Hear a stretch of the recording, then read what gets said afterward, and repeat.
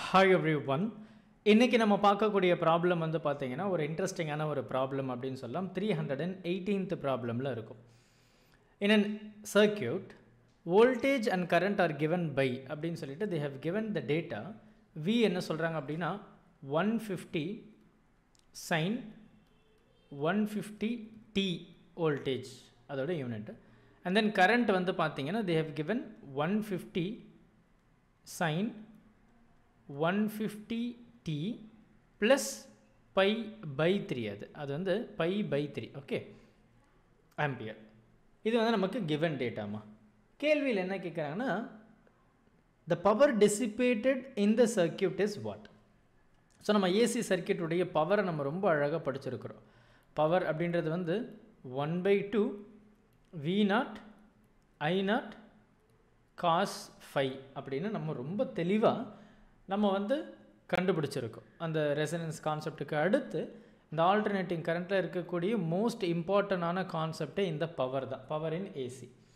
So இதை தான் நம்ம வந்து அப்படியே ஸ்ட்ரைட்டாக ஃபாலோ பண்ண போகிறோம்.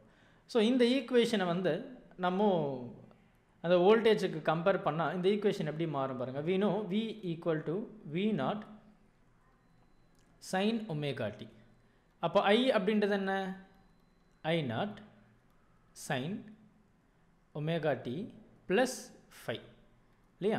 ஸோ இதுதான் நம்ம வந்து பார்த்துருக்கோம். இது வந்து நம்ம கொடுக்கக்கூடிய இன்புட் சப்ளை. இது அந்த கரண்ட்டுடைய வேரியேஷன், இண்டக்டர், ரெசிஸ்டர், கெப்பாசிட்டருடைய அந்த ஃபேஸ் இந்த phi. அப்போ இதுக்கு நம்ம ரிலேட் பண்ணோன்னா இந்த phi என்னது pi by 3, இங்கே ஒமேகான்றது 150, இங்கே ஒமேகான்றது 150, V0ன்றது 150, I0ன்றது 150. அப்போ இது அவ்வளோதான், ரொம்ப டைரக்ட் இல்லையா? ஸோ 1/2 V0 என்ன சொல்லியிருக்காங்க 150ன்னு கேள்வியில் கொடுத்துருக்காங்க. I0 என்ன, அதுவும் 150 தான் கேள்வியில் கொடுத்துருக்காங்க. நான் எதுவுமே புதுசாக சப்ஸ்டியூட் பண்ணவே இல்லை. And then cos 60 degree, cos 60 டிகிரியுடைய வேல்யூ என்னவாக இருக்க முடியும் 1/2. அப்போது இது 2 டைம்ஸ் நம்ம பேசணும் அப்படின்னா 2 7s are வந்து 14, கேரி ஓவர் 1, அப்போ 75.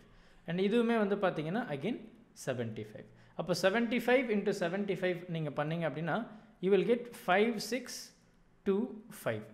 ஸோ இது நமக்கு 75 into 75 இது பவர். அப்போ பவருடைய யூனிட் அப்படின்னு சொல்லும்போது which is nothing but watt, அதாவது W.